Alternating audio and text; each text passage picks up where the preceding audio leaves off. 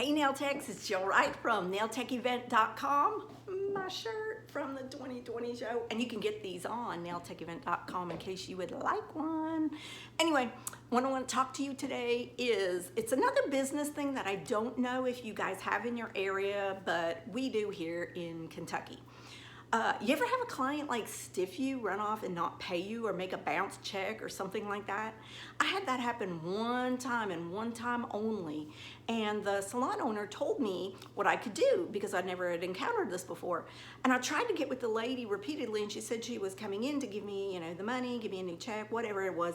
And she never did. And so, after 2 weeks, I'm like, obviously this is not happening. And so the salon owner said I needed to go down to, it was our, like our courthouse, and it's called a theft of services report. And that's what I filed. And it might be with your local sheriff or the police, I don't know.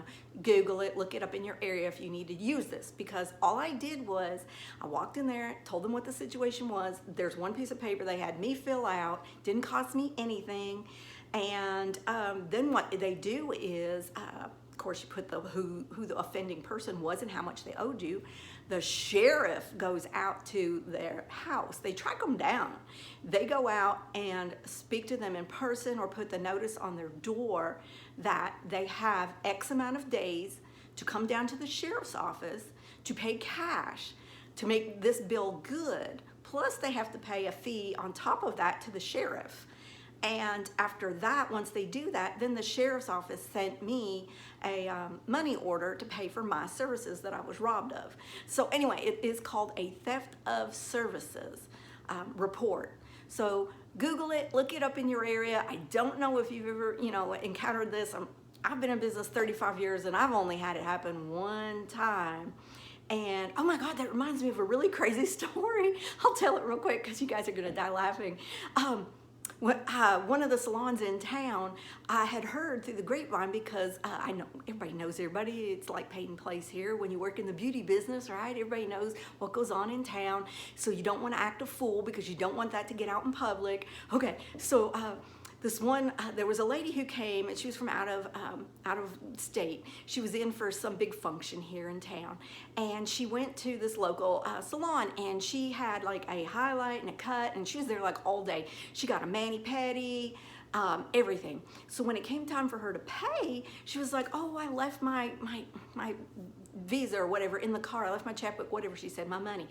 So she waddles out to the car with the toe separator still between her toes, and she's like digging around. And so everybody inside's like, oh, she's gonna be right back. And they go about doing their thing, and all of a sudden they look and they're like, oh my God, and she's like driving off and leaving.